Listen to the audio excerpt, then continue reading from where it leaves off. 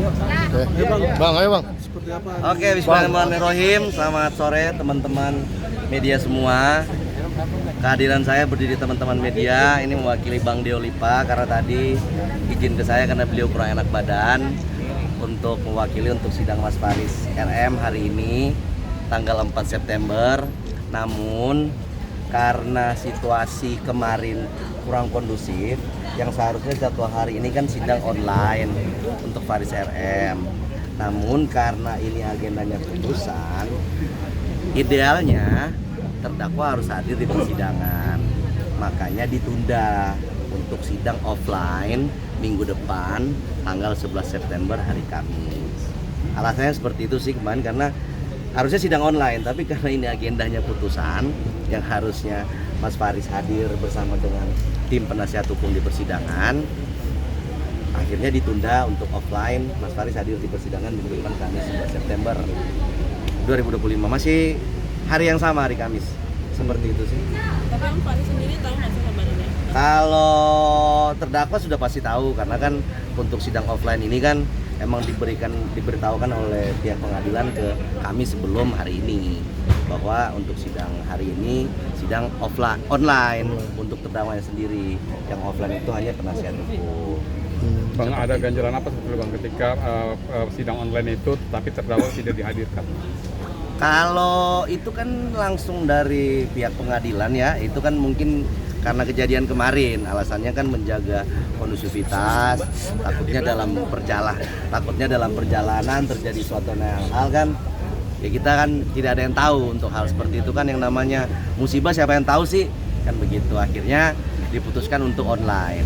Namun karena ini sidang agendanya putusan, coba kata udah sidang terakhir lah, nggak ada sidang lagi setelah ini kan, kecuali ada pernyataan banding dari kami penasihat hukum ataupun pernyataan banding dari Jaksa Penuntut Umum, baru akan ada sidang kelanjutan. Tapi karena ini sidang akhir diharapkan offline, makanya ditunda untuk minggu depan sidang offline.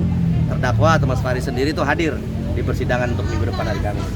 Komisi Mas Faris Sama putusan tapi Mas Farisnya ada di sini offline, hadir bersama dengan kita teman-teman untuk di sidang terbuka untuk umum.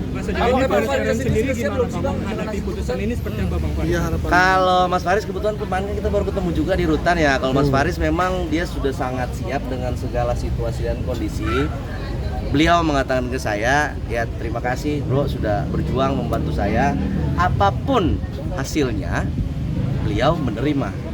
Karena dia merasa ya dia sudah beretikat baik, dia sudah menjalani proses yang sudah selayaknya dia jalanin, dan apapun yang sudah dia sampaikan, pembelaan yang sudah dia sampaikan baik dari beliau sendiri maupun dari kami penasihat hukum, dan hasilnya nanti ketika tidak sesuai pun beliau mengatakan bahwa beliau akan menerima. Seperti soal itu. rehabilitasi ya kalau ditolak gitu. Dan soal rehabilitasi itu kan sifatnya bisa berkelanjutan ya. Kalau untuk putusan ini misalnya ditolak rehabilitasinya, ya itu kalau bagi beliau sendiri ya dia mengatakan ke saya itu tidak masalah kan begitu. Karena kalau untuk rehabilitasi kan ini kita namanya itu kan orang sakit ya, kita bisa juga mengajukan sendiri kan untuk melakukan rehab kan seperti itu, tanpa harus melalui putusan pengadilan. Kenapa kita minta di pengadilan? Karena memang beliaunya kan memang sakit kan, memang ketergantungan, makanya harus permintaan lewat putusan pengadilan seperti itu. Bang, untuk kondisi kesehatan Faris RM sekarang? Kalau Mas Faris kesehatannya alhamdulillah sampai dengan saat ini sehat walafiat, nggak ada tidak satu kurang apapun lah. Untuk istri sering menjenguk juga? Kalau untuk istri sering, bahkan sering bawa makanan. Iya benar. Tapi kemungkinan rehabilitasi apa enggak Bang? Ya kalau harapan kami dan Mas Faris sendiri ya putusannya mengikuti fakta persidangan ya kita rehabilitasi.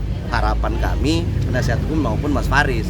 Tapi kan kita tidak mengetahui, nggak ada bocoran lah kalau apakah hukumannya seperti apa kan seperti itu. Itu kan kewenangan dari majelis hakim dalam hal ini untuk Surat memutuskan kan. dakwaannya bang, surat dakwaannya kan itu pengedar ya, bukan pengguna bang. Kenapa nggak diajukan eksepsi aja bang? Dalam salah satu dakwaan batal demi hukum bang, salah satunya kan itu bang. Nah, ini kan kemarin itu waktu eksepsi kan kita harus paham juga ya. Eksepsi itu kan kita berkaitan dengan hukum acara. Iya. Tidak ada berkaitan dengan materi pokok perkara. Makanya tidak kita eksepsi.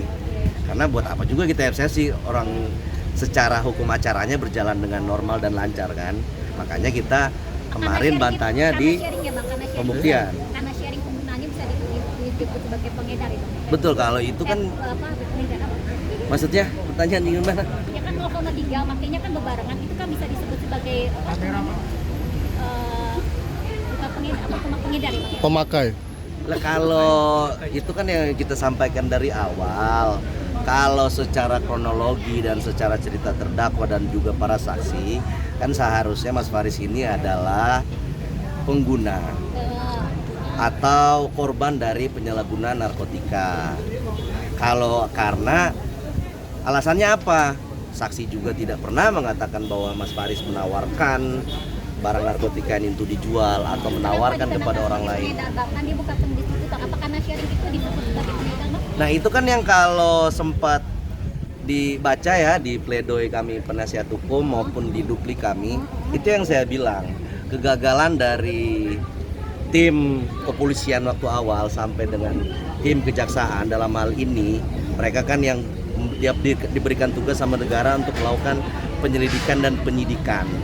Kegagalan mereka untuk menangkap opung, kalau teman-teman dengar saksi memberitahukan bahwa barang itu dapat dari mana, orang di nama opung yang di daerah Jakarta Utara, akhirnya menumbalkan Mas Faris yang seharusnya pengguna menjadi dianggap sebagai pengedar kan seperti itu.